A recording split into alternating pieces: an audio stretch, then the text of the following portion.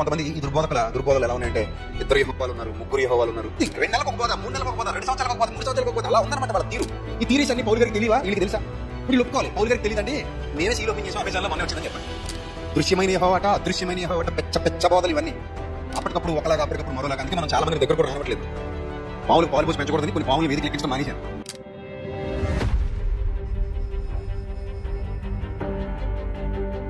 ఇప్పుడు కొంతమంది ఈ దుర్బోధలు ఎలా ఉన్నాయంటే, ఇద్దరు యెహోవాలు ఉన్నారు, ముగ్గురు యెహోవాలు ఉన్నారు. అసలు యెహోవా ఒక్కడా, ముగ్గురా, ఇద్దరా, నలుగురా, ఎంతమంది ఉన్నారని చెప్పింది బైబిల్? ఒక్కడేగా. మనం అదేనా చదువుకున్నాం? పోనీ అపోస్తలులు ఏమైనా ఇంకోటి ఏమైనా చెప్పారా? వాళ్ళకి తెలియని సీక్రెట్. ఇప్పుడు పాత నిబంధన వాడి వడపోసేసాడు గమలీల పాదాల దగ్గర, ధర్మశాస్త్రాన్ని అధ్యయనం చేసినాడు ఆయన స్కాలర్. అసలు బైబిల్లో ఎవరు? పౌలు గారు స్కాలర్ కదా. ఎంత చదివాడో అంత చదివేశాడు, ఎంత చదవాలంత చదివేశాడు, ఎంత డెప్త్ కళ్ళాలి అంత డెప్త్కి వెళ్ళిపోయాడు. ఇక పరిశుద్ధాత్మని సహాయం అంటారా, పుష్కలంగా ఉన్నవాడు. అలాంటి వాడికి తెలియని రహస్యాలు ఇక్కడ మనకి కాగితాలు ఏరుకునే వాళ్ళకి తెలిసిపోతున్నాయంటే మరి ఏమనాలని? అది మనం వినడానికి రెడీ అయిపోతున్నాం అంటే ఏమనాలి? ఇద్దరు యెహోవాలు ఉన్నారు, ముగ్గురు యెహోవాలు ఉన్నారు, నలుగురు యెహోవాలు ఉన్నారు. ఎవరు చెప్పాడు మనకి? ఎక్కడుంది బైబిల్లో? లేదలాగా. సో అటు ఆ బోధన విధానం చూడండి, ఒక కలవరపరిచేటువంటి ఆ ఆలోచన విధానం. మన పునాది ఏంటి? ఎఫెసు పత్రిక, పౌలు గారి బోధ. ఇంక ఇందులో రహస్యాలు ఉన్నాయనుకోండి. కొత్త నిబంధనల రహస్యాలు ఏముంటాయి? పాత నిబంధనలు అలా ఉందా అబ్బాయి, కొత్త నిబంధనలు ఎలా ఉందని అక్కడే చెప్పేయాలి. అక్కడ ఏం చెప్పకుండా ఏమంటాడు పౌలు గారు ఏమంటాడు చూడండి. ఎఫెసు పత్రిక 4వ అధ్యాయము 4వ వచనం.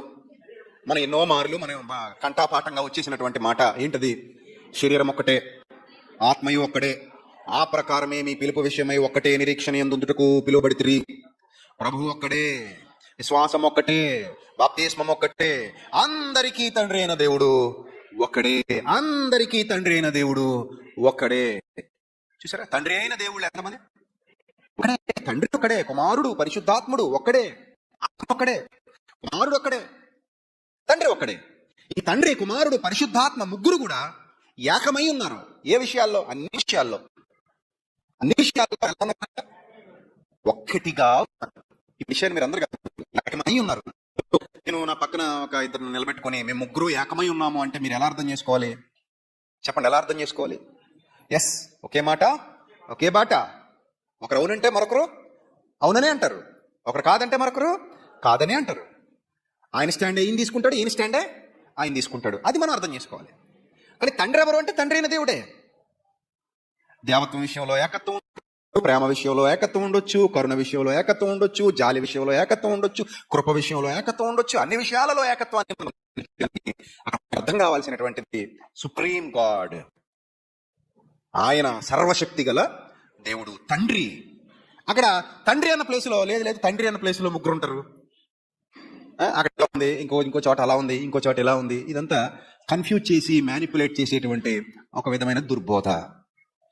ఇది మనం ఎప్పటి నుంచో వింటూ వస్తున్నాం. కానీ విచిత్రం ఏంటంటే మన చుట్టూ ఉన్న వాతావరణంలో మనం నమ్మి, అమ్మో వీడు సత్యమే చెప్తాడు, వాడు సత్యమే చెప్తాడని ఎవరినైతే మనం నమ్ముతామో వాళ్ళలోనికి కూడా ఇలాంటి భావజాలం చొరబడటం వల్ల కొందరు కన్ఫ్యూజ్ అయిపోయే ఛాన్సెస్ ఉన్నాయి. మరలా పునాది పాడైపోద్ది. మళ్ళీ వీళ్ళు ఏదో చంచల మనస్కులు అయిపోతారు. మళ్ళీ ఏదో ఇది కొత్త బోధ, ఇది 2 నెలలకు ఒక బోధ, 3 నెలలకు ఒక బోధ, 2 సంవత్సరాలకు ఒక బోధ, 3 సంవత్సరాలకు ఒక బోధ. అలా ఉందన్నమాట వాళ్ళ తీరు. అంటే గలిబిలి మనస్సాక్షి, సాతాను వలన పట్టబడిన వారే, ఈ సాతాను యొక్క ఆలోచన విధానం కలిగిన వారే గలిబిలి చేయడం ప్రజల్ని. ఇప్పుడు గ్రంథం చదువుతుంటే మనకి ఏమర్థమైంది? ఇప్పుడు పౌలు గారు ఉన్నారండి, ఒకళ్ళు చెప్పేటువంటి కొత్త థీరీస్ ఏవైతే ఉన్నాయో, ఈ థీరీస్ అన్ని పౌలు గారికి తెలియవా? వీళ్ళకి తెలుసా? ఇప్పుడు వీళ్ళు ఒప్పుకోవాలి, పౌలు గారికి తెలియదండి, మేమే సీల్ ఓపెన్ చేసాం, అమెజాన్లో మొన్న వచ్చిందని చెప్పాలి. మరి అంతే కదా. రీసెంట్గా ఆర్డర్ చేసామండి, కొత్త ఆర్డర్ మొన్ననే వచ్చింది, మొన్ననే ఓపెన్ చేసాం అంటే అప్పుడు it's okay, I will agree with you. But there is no chance. అక్కడ ఛాన్స్ లేదు, అసలు ఎప్పటికీ ఉండదు అని ఖచ్చితంగా ఎందుకు చెప్తున్నానంటే, గ్రంథం ఒకసారి ఫిక్స్ అన్న తర్వాత అది ఫిక్స్ అంతే. గ్రంథం ఒకసారి ముద్ర వేసేసిన తర్వాత అది అంతే. తండ్రి అయిన దేవుడు ఒక్కడే, కుమారుడు ఒక్కడే, ప్రభువు ఒక్కడే, ఆత్మ ఒక్కడే. అద్వితీయ సత్యదేవుడు అయిన నిన్నును నీవు పంపిన యేసుక్రీస్తును ఎరుగుటయే నిత్య జీవము. ఇది ఏదైతే గ్రంథం మనకి గట్టిగా బోధించిందో ఆ బోధలో అపోస్తలులు నిలిచి ఉన్నారు. ఎలా నిలిచి ఉన్నారంటే, చివరికి వెళ్ళిపోయిన తర్వాత రాశాడు కదా ప్రకటన గ్రంథం, చివరి పుస్తకం కదా. ప్రకటన గ్రంథం మొదట వచ్చిన చదువుదాం. పరిచయ వాక్యాలు ఎలా ఉంటాయి? పరిచయ వాక్యాలు ఎలా ఉన్నాయి చూడండి. యేసుక్రీస్తు తన దాసులకు కనపరుచుటకు దేవుడు ఆయనకు అనుగ్రహించిన ప్రత్యక్షత. ఆ దేవుడు ఆయనకు అనుగ్రహించిన ప్రత్యక్షత. ఇప్పుడు యెహోవా అన్న పదంలో ముగ్గురు ఉన్నారు, నలుగురు ఉన్నారు, ఈయన చెప్పడు. వాళ్ళకంత కర్మ ఏంది? దుర్బోధ చేయాల్సినంత కర్మ. గ్రంథంలో ఏదుందో వాళ్ళకి పరిశుద్ధాత్ముడు ఏదైతే బయలుపరిచాడో అదే చెప్పారు మనకి, అదే వాళ్ళు రాశారు, అదే మనకి ఇచ్చారు, అది మనం నమ్ముతున్నాం, చదువుతున్నాం. ఈరోజు ఇక్కడ ఉన్న బోధ ఏదైతే ఉందో, తండ్రి అయిన దేవుడు, కుమారుడైన క్రీస్తు, పరిశుద్ధాత్ముడు, వారి యొక్క దైవత్వము, ఆ దైవత్వంలో వారి యొక్క ఏకత్వము, ఇవన్నిటినీ కూడా మనం అర్థం చేసుకుంటున్నాం, గ్రహిస్తున్నాం, గమనిస్తున్నాం. అదే పునాది మీద మన పెద్దలు ఏదైతే మనకు బోధించారో అదే పునాది మీద మనం నడుస్తున్నాం. ఇప్పటివరకు మన పునాది ఎక్కడ బీటలు వారలేదు. కానీ చాలా మంది ఆ పునాదులకు బీటలు వేసే పరిస్థితులు పోతూ ఉండడం చాలా శోచనీయం, చాలా బాధాకరం, చాలా బాధాకరం. గమనించండి ప్రియమైన దేవుని పిల్లలారా, మరొక వచనాన్ని మనం చూస్తే పేతురు గారు రాసిన మొదటి పత్రిక 1వ అధ్యాయం 3వ వచనం ఒకసారి చూద్దాం. 3వ వచనం పేతురు గారు రాసిన మొదటి పత్రిక 1వ అధ్యాయం 1వ వచనం 3వ వచనం. మనం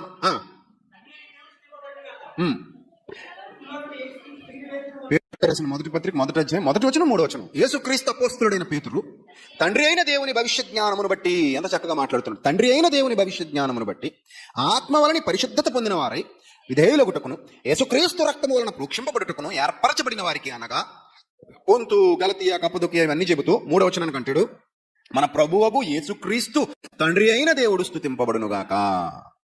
చూడండి ఎంత చక్కగా వివరంగా. దేవుడు అంటే ముగ్గురు కలిపితే ఒక దేవుడు, ఇద్దరు యెహోవాలు, ముగ్గురు యెహోవాలు, ఇలాంటి బుర్రతక్కు బోధలు చేయలే. ఎవరు చేయలే? అపోస్తలు ఎక్కడ చేయలే. మాకు సీక్రెట్ రివీల్ అయింది అని ఇప్పుడు వస్తున్న ఈ కొత్త సీక్రెట్స్ ఏవైతే ఉన్నాయో, ఈ కొత్త ఆలోచన విధానాలు ఏవైతే ఉన్నాయో, వాళ్ళ నోటి వెంట ఎప్పుడూ జాలువారలా వచ్చా. చూసారా మీరు? గ్రంథం అంతా చదువుకోండి, ఎక్కడైనా చూసారా? పోనీ ఇదిగో మేము ఇప్పుడు చెప్తున్న ఈ సబ్జెక్టు పేతురు గారు ఎప్పుడో చెప్పేశారు, మేము ఇప్పుడు చెప్తున్న ఈ సబ్జెక్టు పౌలు గారు ఎప్పుడో చెప్పేశారు, ఇదే ప్రసంగం ఆయన చేశాడు, ఎపిసపట్నంలో చేశాడు, కొరింథపట్నంలో చేశాడు. ఎవడైనా గుండెల్లో దమ్మన్నాడు చెప్పగలడా? చెప్పలేడు. వాళ్ళ వల్ల కాదు. కానీ మీ విశ్వాసమును చెరపగోరి మిమ్మల్ని కలవరపరచాలని కొందరు బయలుదేరతారు. వక్రీకరణ. ఆ వక్రీకరణ స్థాయి అలా ఉంటది. మనం కూడా ఏమనుకుంటామంటే, ఓ కరెక్టేనేమో. ఇప్పుడు నన్ను గుడ్డిగా నమ్మారు అనుకోండి, గుడ్డిగా నేను మొదటి నుంచి మీకు ఒకటే బోధించా, పౌలు సీలా చెప్పిన సంగతులు అలాగున్నవో లేవో అని వారు ప్రతిదినము లేఖనములను పరిశోధించి వచ్చింది. మనం ఇదే నేర్చుకున్న మొదటి నుంచి ఈ స్టాండ్ మీద ఉండిపోయాం. చచ్చిపోయే వరకు ఇదే స్టాండ్ మీద ఉంటాం, కదిలేదు లేదు ఎక్కడికి. ఇప్పుడు మీరు కూడా నేను బోధిస్తున్నవి గ్రంథంలో అలా ఉన్నవో లేవో అని చెబుతున్నది మా అన్నయ్య కదా.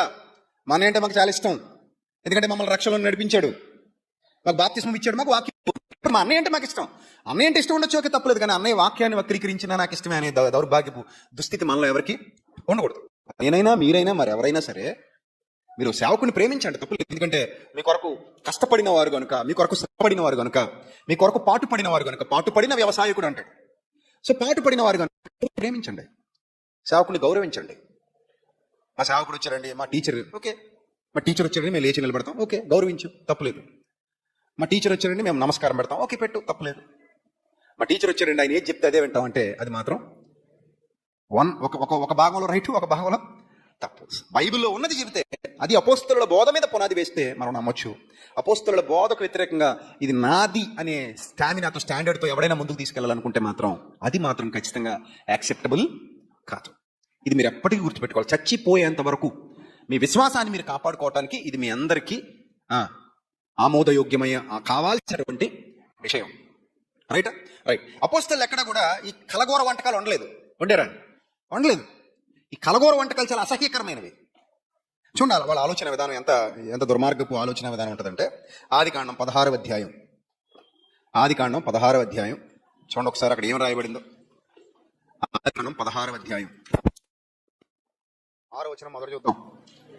ఆదికాండం 16వ అధ్యాయం 6వ వచనం నుంచి చూద్దాం ఒకసారి. నీ మనసుకు వచ్చినట్టు దాన్ని చేయమని శారైతో చెప్పాను. శారై దాన్ని శ్రమ పెట్టినందున ఆమె యొద్ద నుండి అది పారిపోగా, యెహోవా దూత అరణ్యములో నీటి బొగ్గ యొద్ద, అనగా షూరు మార్గములో బొగ్గ యొద్ద ఆమెను కనుగొని. ఎవరు కనుగొన్నారట ఆమెను? ఎవరు? ఈవిడ లేకపోతే ఇతను? ఏమన్నా ఇప్పుడు? ఎవరు? హాగరు. పంపించేసింది ఎవరు? అబ్రహాం. ఎవరి వల్ల? శారై వల్ల. ఇప్పుడు కనబడింది ఎవరు? కనుగొన్నది ఎవరు? యెహోవా దూత. యెహోవా దూత ఆమెను కనుగొని నీటి బుగ్గ ఎద్దనగా శూరు మార్గంలో బుగ్గ ఎద్దామని కనుగొని శారై దాచివైన హాగరు ఎక్కడ నుండి వచ్చితివి, ఎక్కడికి వెళ్ళుచున్నామని అడిగినందుకు అది నా యజమానురాలైన శారై ఎద్ద నుండి పారిపోవచ్చున్నాడు. అప్పుడు యెహోవా దూత, నీ యజమానురాలి యొద్దకు తిరిగి వెళ్ళి ఆమె చేతి క్రింద అణిగి ఉండమని దానితో చెప్పాను. మరి యెహోవా దూత, నీ సంతానమును నిశ్చయముగా విస్తరింపజేసేదను, అది లెక్కింప వీలులేనంతగా విస్తారమగునని దానితో చెప్పాను. ఈ పాయింట్ చదివితే మీకు ఏమర్థమైంది? దీన్ని మ్యానిపులేట్ చేసేవాడు ఏం చేస్తాడు తెలుసా? మ్యానిపులేట్ చేసేవాడు అంటే వక్రీకరణ చేసేవాడు ఉంటాడు కదా, హాఫ్ మైండ్ పీపుల్. ఈ హాఫ్ మైండ్ పీపుల్ ఏమని చెప్తారంటే ఇలాంటి వాటిని, యెహోవా దూత ఏముంది, నీ సంతానం నిశ్చయంగా విస్తరింపజేసేదనంది. అంటే వచ్చింది ఎవరు? యెహోవాయే. ఇంకొక యెహోవా. ఇప్పుడు సంతానం ఎవరు ఇవ్వగలరు? యెహోవా ఇవ్వగలరు. గర్భఫలం యెహోవా ఇచ్చి బహుమానం. ఇప్పుడు ఇక్కడ దూత ఏముంది, నీ సంతానం నిశ్చయముగా విస్తరింపజేసేదని. అంటే ఇప్పుడు చెప్తున్నది ఎవరు? అంటే ఆ కమాండ్ ఎవరికి వస్తుంది? సరే ఇది కాదనుకుందాం, కిందకి వెళ్తే మరి యెహోవా దూత, ఇదిగో యెహోవా నీ మొరవిను, నీవు గర్భవతి ఉన్నావు, నీ కుమారుని కన్నా అతనికి ఇష్మాయేలును పేరు పెట్టుదు, అతడు అడవిగాడిటువంటి మనుషుడు, ఇదంతా చెప్పి అది చూచుచున్న దేవుడు నీవే అను పేరు తనతో మాట్లాడిన యెహోవాకు పెట్టెను అని ఉంది అక్కడ. ఇప్పుడు మాట్లాడింది ఎవరు? యెహోవాయే. చూసారా?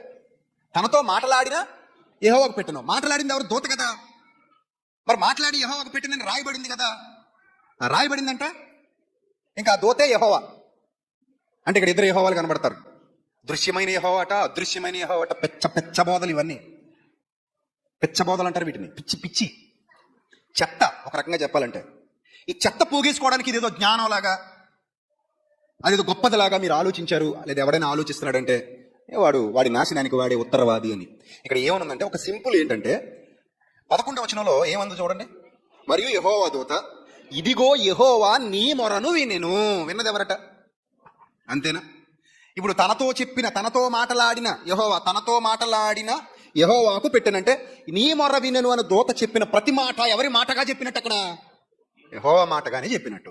కామన్ సెన్స్ ఉంది కాబట్టి అది హాగర్కి అర్థమయ్యి, ఈ యెహోవా చూచుచున్న దేవుడు, నాతో మాట్లాడిన యెహోవా ఎవరి దేవుడు? చూచుచున్న దేవుడు. అంటే దూత మాట్లాడింది కాబట్టి దూత యెహోవా అయిపోతాడా? పూర్వం రాజుల దగ్గర దూతలు ఉండేవారు. వాళ్ళు చిన్న పత్రం పట్టుకుని వచ్చి చదువుతారు. ఏమని చదువుతారు? రాజు ఏది రాశాడో అది చదువుతారు. అంటే ఆ చదివేటప్పుడు మనం వింటున్నప్పుడు మనకి ఎలా ఉంటుంది? అది రాజు చదివినట్టు ఉంటుంది. దూతను నేను ఇలా చదువుచున్నాను, ఈ మాట రాజుగారు అన్నారహో, ఆ మాట రాజుగారు అన్నారహో అని మాటకి చెప్పడు. రాజుగారు అన్నది మొత్తం చదివేస్తాడు. అర్థమవుతుందా? రాజుగారు అన్నది మొత్తం చదివేసేవాడు మనకి ఎలా ఉంటుందంటే ఏదో దూతే చెప్తున్నట్టు ఉంటుంది. జాగ్రత్తగా అర్థం చేసుకోవాలి. దీన్ని మ్యానిపులేషన్ అంటే ఇంత క్లియర్గా ఉంటే దీన్ని కూడా మ్యానిపులేట్ చేసేవాళ్ళు తయారయ్యారంటే ఆ ముందుకు వచ్చిన వాళ్ళకి బుద్ధి ఉండాలి. అలాంటి వాటిని యాక్సెప్ట్ చేసే వాళ్ళకి బుద్ధి ఉండాలి. ఎక్కడ బైబిల్ చెప్పలేదు అలా. బైబిల్ ఇద్దరు యెహోవాలు, కనబడిన యెహోవా ఏ అపోస్తలుడని ఎప్పుడైనా మనతో చెప్పాడా? మనతో అపోస్తలుడు చెప్పని బోధ ఎవడో పనికిమాలినోడు చెప్తే మనం ఎందుకు వినాలి? ఎవడో దిక్కుమాలినోడు చెప్తే మనం ఎందుకు వినాలి? ఇది కామన్ సెన్స్. చాలా మందికి సెన్స్ లేదు. గుర్తుపెట్టుకోండి, మంచి పెరుగు అనుకుంటాం. ఆ మంచి పెరుగు 2 రోజులకి ఏమైపోద్ది? పులిసిపోద్ది, చెడ్డ పెరుగు అవుతుంది. కాబట్టి మొదటి రోజు బాగానే ఉంది కదండి, 10వ రోజు కూడా ఇదే తింటానంటే పోతావు. అది కుళ్ళిపోయిందో బాగుందో చూసుకో. ఫ్రిడ్జ్లో పెడితే అన్నాలన్నా ఉంటుంది, లేదా నీ కింద కాచేసుకుని మార్చేసుకుని నిలబెట్టుకున్నా బాగానే ఉంటుంది. అలాగా చాలా మంది ఉన్నారు. అప్పటికప్పుడు ఒకలాగా, అప్పటికప్పుడు మరోలాగా. అందుకే మనం చాలా మందిని దగ్గర కూడా రానివ్వట్లేదు. పావులకు పాలు పోసి పెంచకూడదని కొన్ని పావులను వేదికలు ఎక్కించడం మానేశాను. దూరం పెట్టాం కొన్ని పావుల్ని, ఎందుకంటే ఇక్కడ ఉన్న చాలా మందిని కాటేసాయి కాబట్టి. అవి అర్థమవుతుందా?